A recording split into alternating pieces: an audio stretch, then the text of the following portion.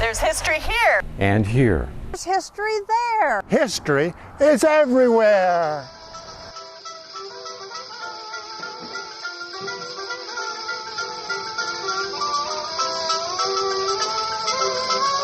I didn't meet Dora until about 1985, and she was my friend, so I'm going to be prejudiced. So if you have a little thing with Dora, then I'm sorry, but Dora could be strong and assertive. Would you go with that, ladies?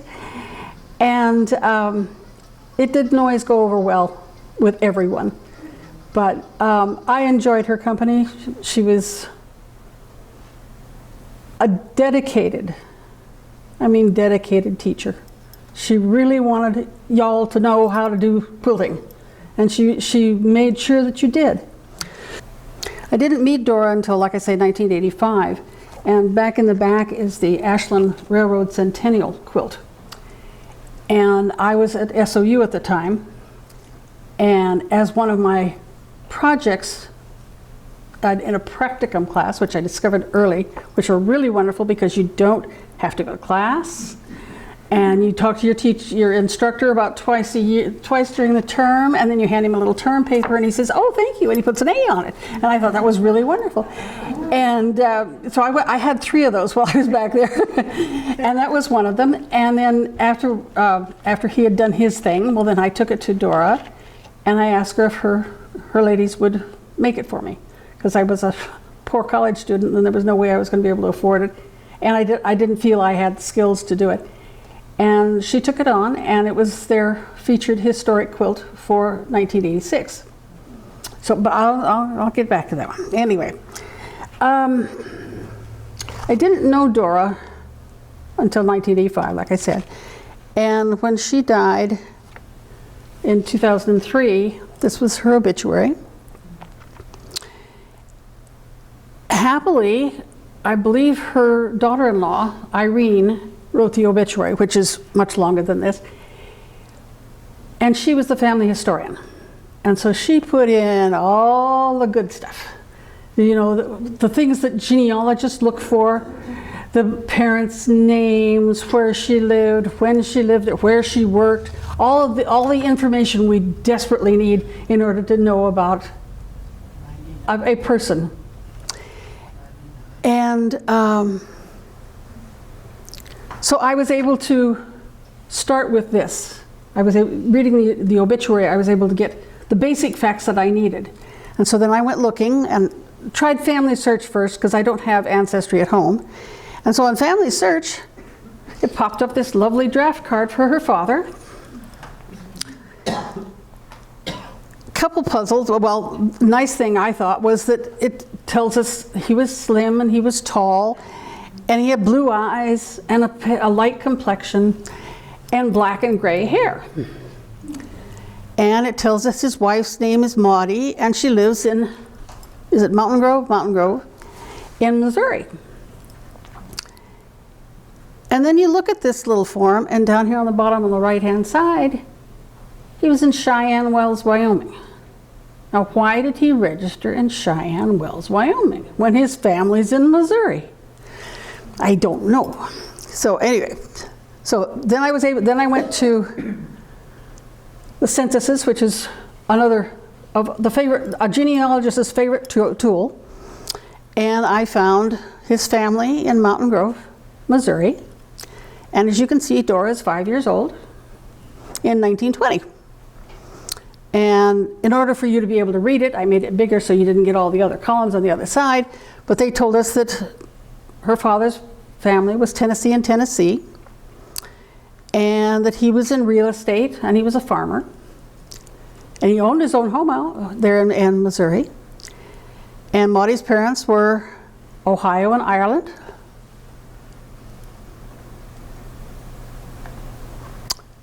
And there's Mountain Grove, Missouri. And I did find a house on the lot where they lived, but it didn't look like it had been there in 1920, and so I didn't make a picture of it. But the Sanborn map, which is 1915, has that little house outline up there in the corner. So that was Dora's house. And you'll see that Mountain Grove is between Kansas City and St. Louis.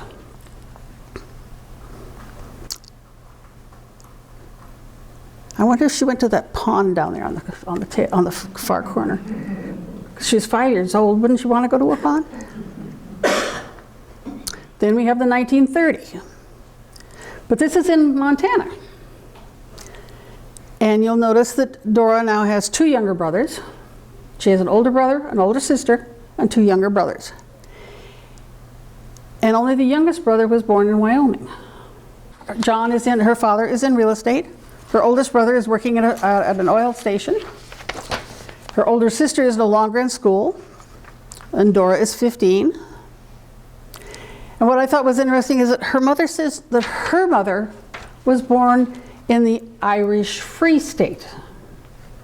Now, genealogists get all excited about that kind of thing, because if you're looking for someone in Ireland, you really don't want to look through 32 counties for that person. And if it says they're in the Irish Free State, then you only have to do 6, which is a whole lot better than 32. I did not go looking for her family. I didn't go any further back than her parents. That wasn't the whole point of this exercise. And this is how they went from Missouri to Billings, Montana. I love maps. I love to be able to see where people are going and how they're getting there. About 2,700 miles, which in 1925 would have been a fairly long ride. And Dora was probably 6 or 7, so I can imagine she was a little bored. I ran it through Cheyenne Wells just to show where Cheyenne Wells was. I still don't know why he was in Cheyenne Wells in 1918, but that's how he would have gone if he went that way. Okay, this is where Dora was living in 1930. And that house was built in 1920, so it's more than likely the house that Dora lived in.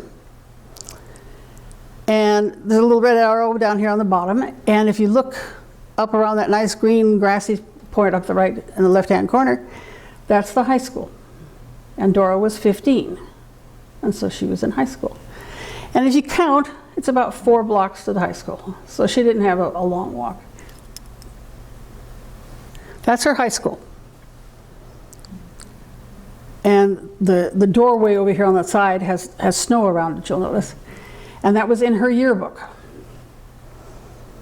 And she graduated in 1932.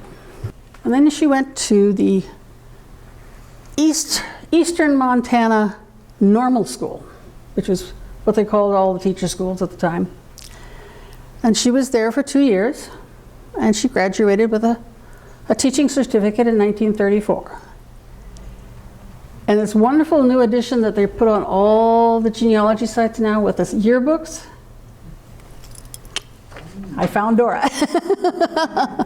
Because I don't have any pictures of Dora when she was young.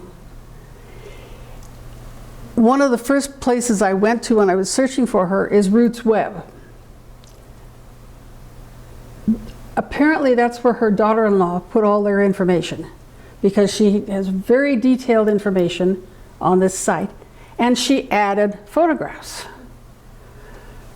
But Roots Web didn't tell me how to get to them, and so I couldn't bring up any of the photographs. But they were she and her husband both had 5 or 6 photographs on the website.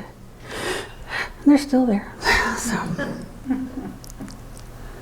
So when she graduated, her very first school was up in Winnett in Petroleum County. And today, Petroleum County has a population of about 685.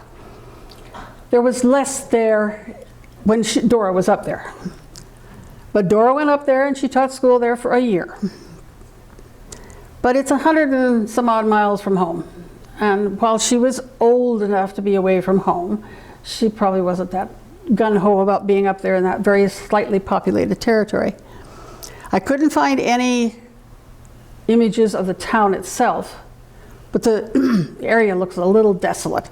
But supposedly they found oil, and that's why they named it Petroleum County. The next year, since she now had a year of experience teaching, she was able to transfer down to Canyon Creek School. And Canyon Creek is only about 8 miles from Billings, just down along the river. And she was able to teach for 3 years there. And of course, its claim to fame is that our wandering Chief Joseph from up in eastern Oregon, when he and his crew of Nez Perce decided to go to Canada, you can see the map there, how they wandered around a bit. They didn't make a real direct route, but they got there. But on the way, they stopped at Canyon Creek, and the soldiers caught up with them, and they had a little battle there, and the soldiers didn't win. And Chief Joseph went on to go further north, and then he actually turned toward Canada and went up north. But the school was adjacent to this battle site, and there is a monument there and all these good things. So everybody remembers Canyon Creek, just 8 miles south of Billings. And then Dora and Elton Scheidecker got married in 1939. And in 1940, you can see that they have their own line in the census record. They're now Dora and Elton. And according to the legend on the side, it says she lived on Paint Street West. Well, Paint Street West does not exist in Billings today. And I don't know where it was. But according to the other homes listed on the census record, it looked like it was about 2.5 blocks away from Burlington Avenue, which is fairly close to where her parents were. By 1940, the city directory says, nope, she's living at 546 Custer Avenue, which is a bungalow, 2 bedrooms. And the little red arrow shows where it's at there. And then they have this wonderful picture of the house with a big tree in the front of it, where you can't see the house at all. So that's why I put the other one in there, so you could see. But I speculate whether Dora and her husband might not have planted that tree. It looks like it's probably old enough for it to have been there 50 or so years. And maybe that was a plan to obscure the house, so people couldn't be peeking in the front window. Anyway, and then you could see how far it's located from her parents' house. Dora she had 2 boys, and she didn't teach while they were young. And they lived in that house from 1920 until 1965.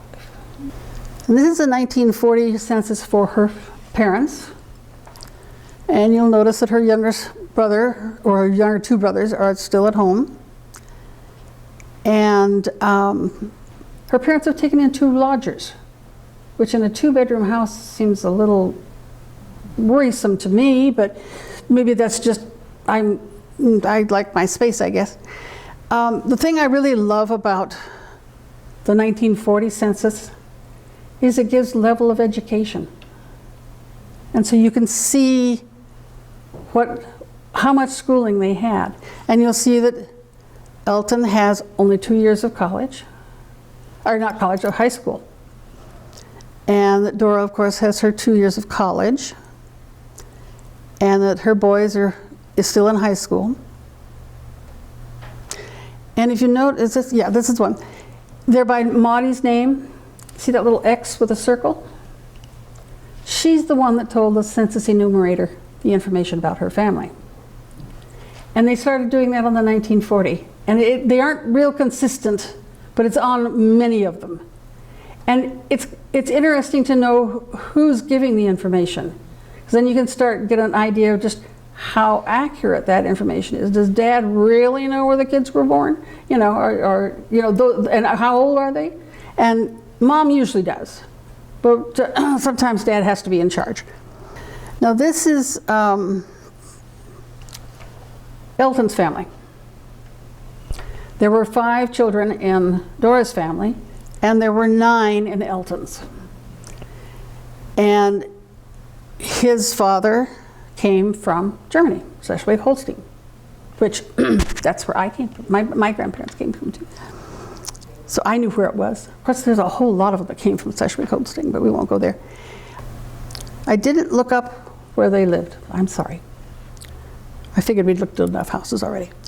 Then there's 1930, and a couple of the kids have moved away. But Elton is still at home. And of course, by 1940, Elton is with Dora.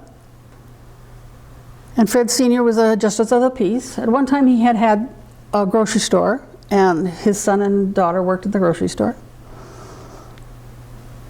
And also, I thought it was interesting, the second lodger's name there became one of the son's wives.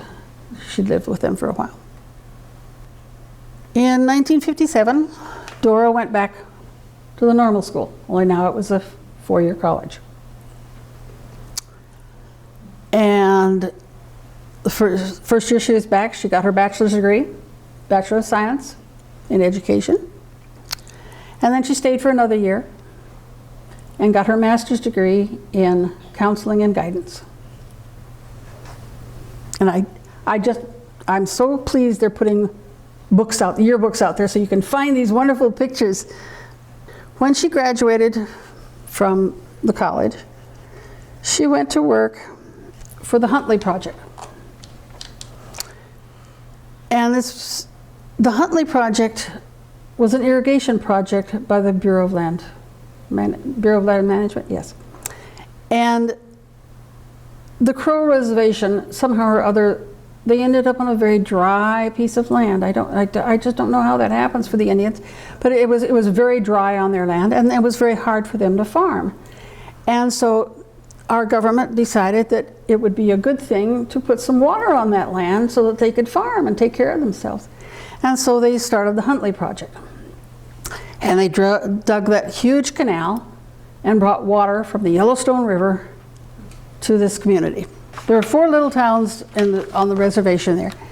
And in the largest one, they had, I think it's Gorman, that's where they built the schools. And they all came to the schools from the little towns around.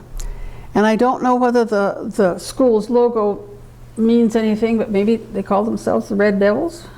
Would they do that? In 1965, Dora and Elton moved to Riddle, Oregon, up in Douglas County. And they were up there for about a year. And then Dora transferred down to Medford Senior High School. And she was the freshman girls guidance counselor from then until 1976. Then she retired and decided to have something to do. She would volunteer with the Historical Society in Jacksonville. At that time, the Historical Society wasn't quite as rigid as it is now. And once a year, they would have a fashion show of some of the fashions from their collection. And they would have some volunteers, and they would come out and they would do a little parade of all these wonderful clothes. Well, that's all nice, but they tend to get a little hurt sometimes when people are trying them on that don't wear corsets anymore, and they don't fit quite the same. And so some of the seams got popped and the hems got trod on. And so Dora volunteered to go in and fix them and put them back together so that they would be presentable. And she was digging around looking for something new to work on, and she found a stash of quilt blocks sitting on the counter. And she asked, well, why don't we show those off? And she was told, well, they're only quilt blocks. You can't show off quilt blocks. And Dora said, well, I'll put them together. And so she did. And of course, most quilters know that we can't abide a UFO. An unfinished object is just really, really hard to let lay. And I think that's part of what Dora's problem was. Here was this unfinished object, and it needed to be finished. Of course, this doesn't, of course, apply to anything you've started. This applies to somebody else's unfinished objects. True? And so she got busy and she put this quilt together. And as she was putting the quilt together, she realized she had taken on a rather large job. That's in the wrong place. Anyway, she recruited people to help her. And so they came and they worked on the quilt. Well, about the same time, the museum has Jacksonville has a group they call the Jacksonville Boosters. And they decided that they wanted to do something for the bicentennial. And so they talked to Annie and Bruce Butte, who are artists in Jacksonville, and asked them to make drawings of some of the historic buildings in town. And then they went to Dora and they said, would you make our quilt for us? And they did. In 5 months, ladies, they made this quilt. From the applique to the quilting, to the completion of the quilt, to the showing it off, in 5 months, which is pretty darn good if you ask me. Dora did the 3 that have the little yellow star on them. And there's the Presbyterian Church and Peter Britt's garden, I think, up there. It's the Bakeman House. Yeah. So she made those 3. And this quilt is over in the Southern Oregon Historical Society, in their collection. And we had it here for a talk one time. It doesn't get out as much as it could. But what I always enjoyed about this quilt is the really creative use of fabric. Those brick buildings, the red brick buildings, are gingham. And they look like brick. You know, it was very well done, their use of fabrics. So this is one of the mystery quilts over on the right-hand side that they finished from the collection. And those are the ladies at Gwynn House, which is, if those of you who remember old Jacksonville, remember that behind the museum, there were several houses there that the museum staff used to accomplish their job. And Gwynn House was one of them.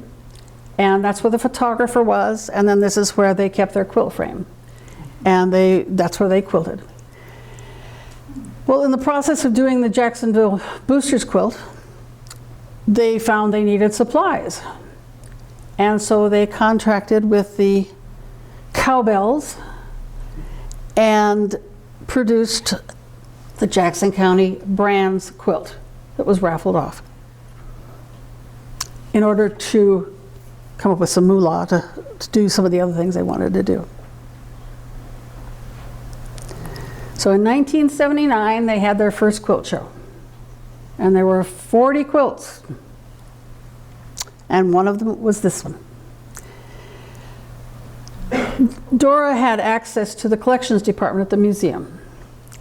And a Chinese coat came in that had this beautiful dragon on it, all in satins and brocades and embroidered. And she just thought that was pretty cool. And so she went home and, well, first of all, she asked for photographs. Since they were right there in the same room with the photographer, it was pretty easy to twist his arm, bring a couple of chocolate chip cookies, and he made them photographs so she could make her dragon. And then she researched the quilts and Chinese dragons, and she's put a lot of time into it. She also gave herself the option of going to Portland to Meyer and Frank so that she could check for fabrics. And she came back with lots of sample fabrics and finally chose these fabrics. And then she and her ladies got busy and quilted good luck charms and symbols into the background of the quilt. And there's a lot of some symbolism in the quilt. I knew it when we did the program a year ago, but I can't tell it to you now. So, but she was very careful to be sure there was a pearl of knowledge and that the dragons had their 6 toes that they have to have. And then it's bound in red and then backed in red, which is a lucky color. And then Dora made herself the jacket she's wearing in the photograph so that she could properly accessorize her quilt.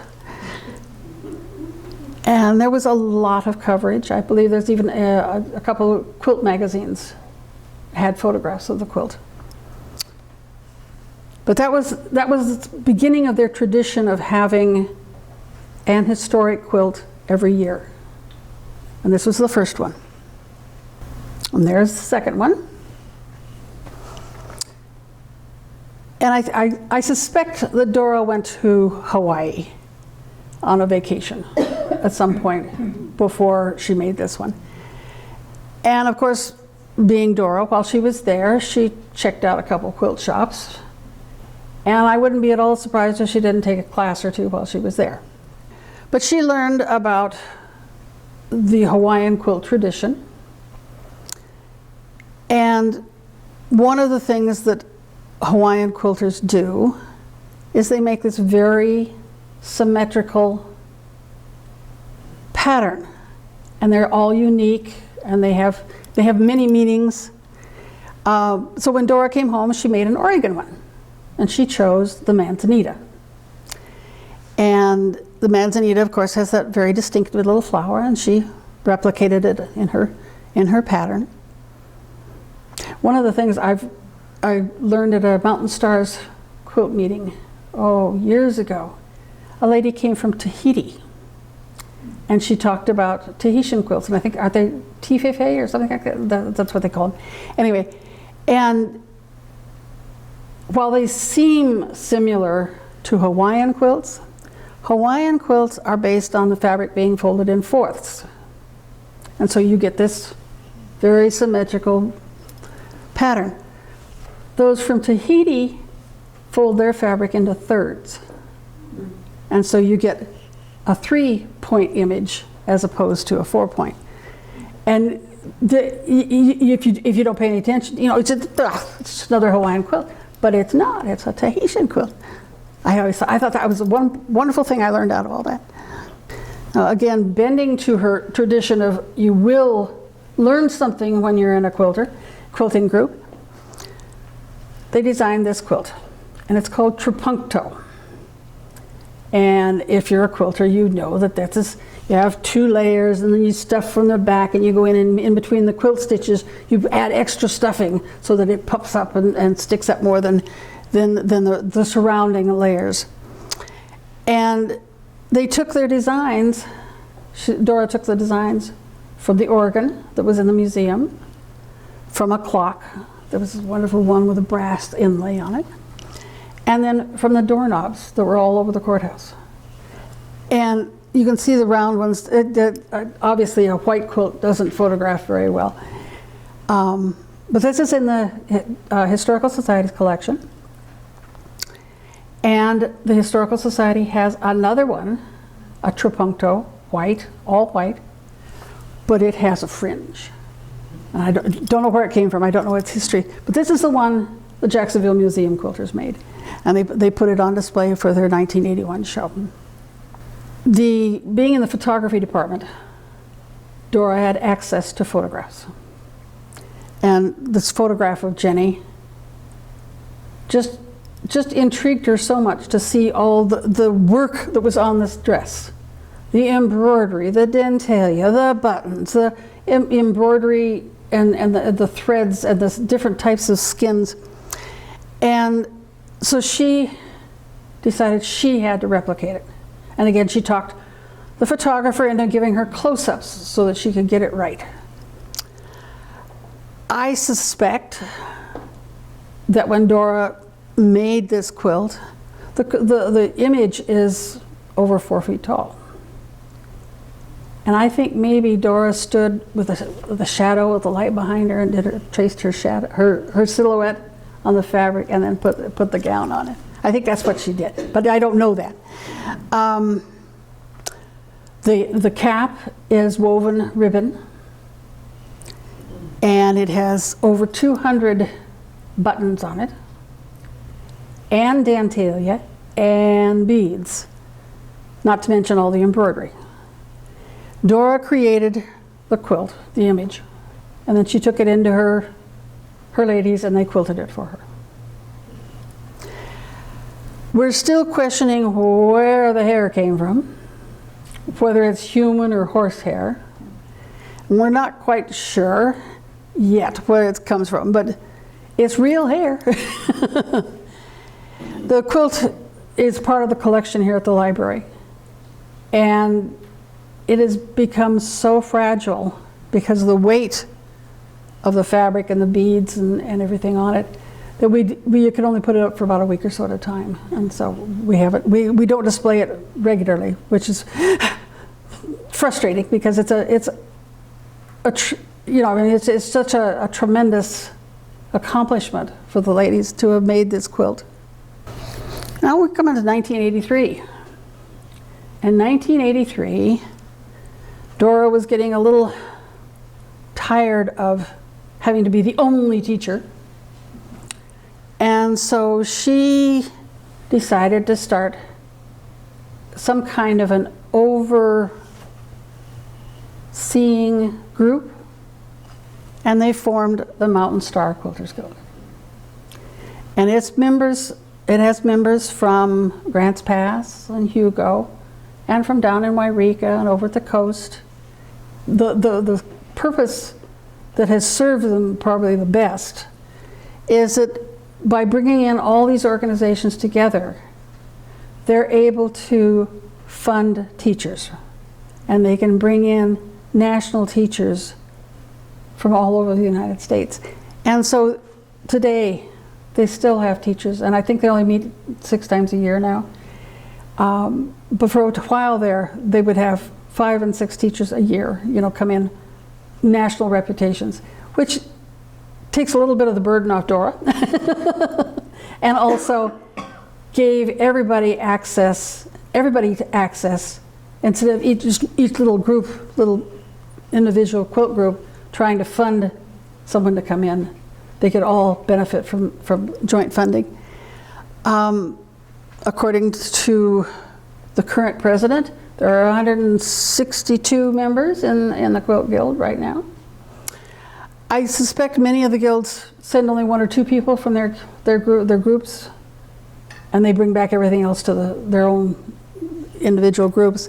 So although meeting every other month is not really that hard, except for the fact that they meet in Rogue River.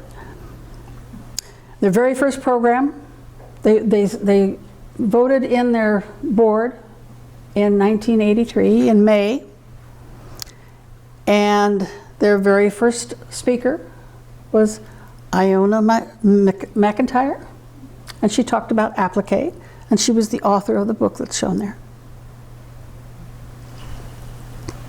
And they are still obviously a viable institution. This was their 1984 quilt. This is the year that Dora connected with Evelyn Williams. Evelyn Williams is a member of the McKee family, who, if you don't know, the McKee family have a bridge up there on the Applegate River, I believe, and they've been around since the 1850s, which are some that can say that, but not a whole lot of us that can say that we've been here that long. And so Dora and Evelyn got together, and Evelyn did the drawings for this quilt. And then Dora and her quilters got together and they created this quilt. And it is now in the library's collection here. And it is one of our favorites for genealogists because it talks about the McKee family history. And each of those flowers represent a member of the McKee family. And there's even a couple buds, at least one bud in there for one of the young people that died. And then those are the events from their life while they were here, the first 50 years they were here in the valley. But that was their 1984 historical quilt. Here's their 1985 quilt. And that was the anniversary, the 100th anniversary of the revival of the railroad in Medford. It was also an opportunity to use Georgia bone steels fabric. Georgia makes very intricate, dense fabrics with complicated patterns, and they work really, really well in borders. And I think that was an opportunity to try out some of the new fabrics that they couldn't put into an old quilt, so they put it into a commemorative quilt, and were able to use something new for a change. This is my quilt. This is the one I designed in my practicum class. In 1985 and 86, the Southern Oregon Historical Society had an annex at the Plunkett Center, or the Swedenborg House, which is the big mansion that's on the corner of the campus in Ashland. And we had the whole first floor. And so we brought in exhibits of things relative to Ashland. And we had the whole first floor, and we put in historical exhibits from the Historical Society. And that was another one of my practicum classes. I designed a whole display on hairdressing. And we had this wonderful old permanent machine. You know how they used to have those permanent things, and you hooked them in there, each curler, turn the electricity on, or so. I don't know how they worked. We had curling irons, and we had lamps, and all this, which of course that was fun too. But this was the quilt that I designed while I was working there. And after the ladies completed it in 1986, we hung it at the Plunkett Center for about 6 months, which was kind of fun, because my professor got to come and see the finished product, which I was real pleased. But the center is a topographical map. And one of the things that most fascinated me about the completion of the railroad from Ashland over the hill into Redding and into California was how convoluted the road was. I mean, it twisted and turned and backed on itself. And there were three tunnels besides Tunnel 13. Everybody knows about Tunnel 13. But there were several other tunnels also. And there were trestles, big, tall trestles. The trestles, of course, have all been filled in, and they're all gone now. There was the town of Siskiyou. And, of course, there was a roundhouse and the big hotel down at the depot in Ashland. They're all gone. The two tunnels down at the bottom corner there on the left have been opened up, and they no longer exist. Tunnel 13 up at the top is still there. However, the big engines today can't get through it.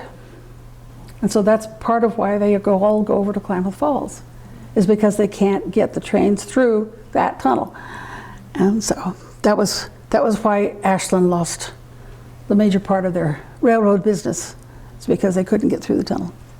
But I built the map there in the center, and I did it with tissue paper. And I gave it to Dora and the ladies, and I said, "Here, isn't this wonderful?" And they said, "Oh yes, this is wonderful." And then they started layering the fabrics. Well, you can see there's several layers of fabric there.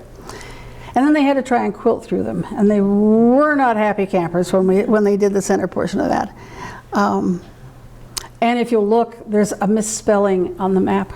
So if you check it out and see the ladies screwed up on one of the words. But what intrigued me is how the road followed the land and wandered all over the place out there, you know. And of course you've heard of Buck Rock, where they tried to put the first tunnel and then decided to go around it. Anyway, I had a lot of fun creating this. This is probably the last quilt that Dora actually worked on for the museum quilters. And again, she teamed up with Evelyn Williams. And they were remembering the recreation of the first trip over the Applegate Trail or the South Road, whichever one you follow. And I believe it was Ron McEwen put that together, and they came all the way over from, I think, like Lakeview, wasn't it? And they came all the way to Jacksonville in wagons with horses and teams. And it was kind of a feat to be able to accomplish in this day and age a train like that. So the ladies put together the quilt. There is some actual painting. Evelyn did some actual painting, like on Ron's face there in the center. But the applique on that is pretty phenomenal. In 1987, they did their Quilt Block show. 587 individual quilt blocks. And the museum quilters have that collection, I believe, still. I don't know where it's at, because they lost their place up at the US Hotel. But they have that collection of quilt blocks with all the different names. It's quite a historical reference point. Dora wouldn't say how many she made, but she said she made a lot. In the US Hotel, the ladies had their workroom where they did all their quilting. They did their shows in the ballroom, but they had their own room where they did their quilting. And it had 3 south-facing windows. And as quilters know, you don't want a whole lot of bright sunshine on your fabrics because it does nasty things like fade them and basically ruin the fabrics. And so they came up with this idea of making these shades. And of course this is a black and white picture, so you can't appreciate. But what amazed me is these hung in front of the window, and you didn't see seams, you didn't see pulled through places, you didn't see thin pieces of batting. You saw that image. And they did such a fantastic job of completing these panels. I believe Nell told me she has them, the quilters still have them, and she does use them occasionally for a bed turning, but they are really, really gorgeous. Of course, Dora, at one point she got an award from Southern Oregon Historical Society for over 1,000 volunteer hours, which is a lot of time to spend doing things for other people. She also participated with the Cabaret Theater in in Ashland when they put on the Quilters. And they made this 49 square quilt that they put at the back of the stage for this presentation. And Dora made quilt number 19, quilt block number 19. But there were a lot, I think Elaine's was there. She made one of the blocks, I don't remember which one now. And there were a lot of local quilters making blocks for that quilt. I mean, 49 blocks is a lot of blocks. Now I'm going to blow my own horn again. When Dora's husband died, she was going through her shelves and drawers and cleaning house, and she found a Lone Star quilt that was incomplete. The star was done, but the quilt itself had not been finished. And she wanted to put something in each of the 4 corners. And Evelyn wasn't available, so she called me, because I'd done the railroad quilt. So I could do that, right? So she said, well, think up something for this, finish this quilt for me, I need to finish it. I said, okay. So I mean, if Dora asked me to do it, I probably did it. And it was right at the end of the Persian Gulf conflict, when we were all pretty patriotic. We all had yellow ribbons around everything, and we were all very involved. So a red, white, and blue Lone Star seemed like it needed something patriotic. And so I drew these 5 blocks. Well, I drew 4, and then I added 1. And I took them to her, and she looked at it, and she that's a good job, Sue, that's a good job, but they're too big. And, well, Dora, okay. And so I don't know whether she ever finished the star, but she convinced me to make them. Well, let me give you a piece of advice. First of all, don't use that light green. It's very difficult to get colors to work with. I fought browns constantly because they didn't go. And but the point of each block is obviously one of the conflicts in this century, or last century. And there are 4 symbols in each block, unique to that particular conflict. And there's always a flower of some sort. And around the outside are the service ribbons the guys wear on their, those who participated wear on their uniform for serving in that particular conflict. I thought they came out kind of good. I had them on display down at the courthouse at one point. And someone suggested that they might work well out of White City at the museum out there. And so I donated them out there. I can't say that I'm real thrilled with the way they've got them displayed. They stuck them inside cases because they wanted to protect them and they were afraid of fire. And so they stuck them in the cases. Well, they're in the back of the cases and with about 60 million things in front of them. And they never did put up any of my interpretation because I explained what each of the blocks was and what the symbols were. And each of the symbols has two meanings. Like on the Korean War one, of course, one of the symbols for that one is snow. Because everybody talks about the snow in Korea. It was always everybody talks about the snow. Well, most of us remember the Korean conflict from the MASH television program. That's our reference to that war. And one of the symbols in that program was the flag, the pole out in the middle, showing all the ways how to get home, you know. And so I that was to me a real symbol of that war, the snow and that. And then of course the cup has forget-me-nots, because everybody forgets that war. And it also has a Dear John letter.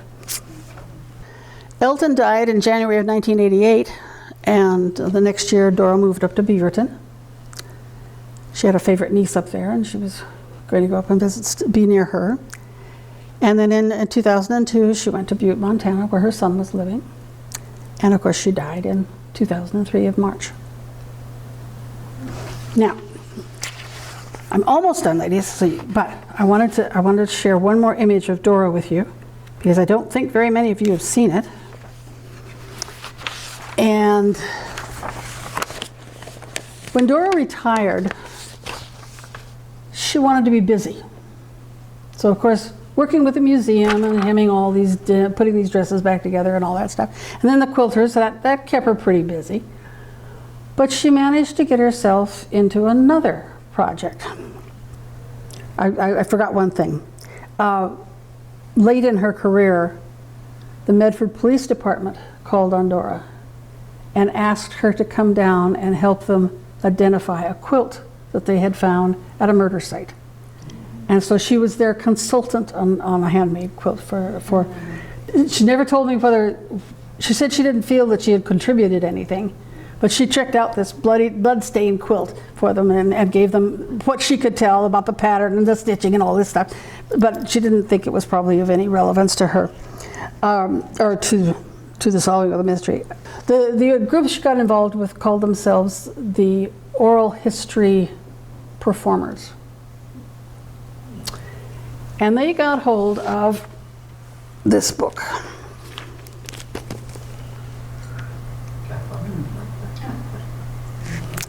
And it's Tall Tales from the Rogue River. It was edited by Stephen Dow Beckham. And if you're into history at all locally, you know that Stephen is very into Native American history. And it was his theme, if you will, for years, I mean, decades. And he found Hathaway Jones. And Hathaway Jones was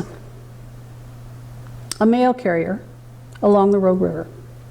And he carried mail for over 30 years on the banks, on the northern bank of the Rogue River.